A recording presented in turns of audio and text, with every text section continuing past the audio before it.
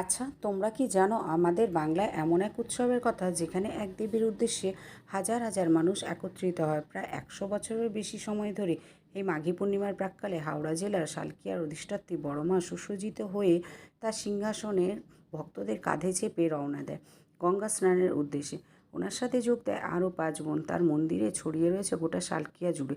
ভক্তরা ওনাদের বড় সেজো মা নামে সম্বোধন করে থাকে। একমাত্র ছোটো মা এই স্নানযাত্রার উদ্দেশ্যে বের হন না, তার সঙ্গে অন্যান্য মায়েরা সবাই কিন্তু দেখা করতে যায়। অবশেষে গঙ্গা স্নানের পর মন্দিরে বিশেষ এক পুজো হয় যাকে 16 আনা পুজো বলে।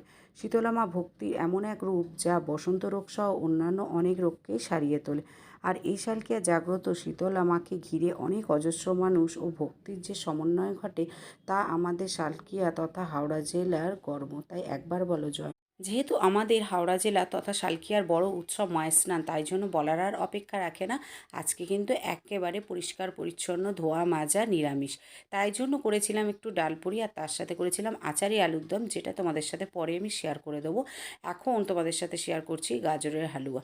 তো এই সিজনে গাজরের হালুয়া না করলে গাজরটাই বৃথা মনে হয়। যাই হোক, চলো গাজরের হালুয়াটা দেখো কিভাবে করছি। প্রথমে কিন্তু এইগুলো গাজরগুলোকে ভালো করে পরিষ্কার করে নিয়েছিলাম। তারপর দেখো মা আর আমার মেয়ে মিলে সব গাজরগুলোকে ঘষে দিল। তারপর দেখো ভালো করে এখানে আমি আগে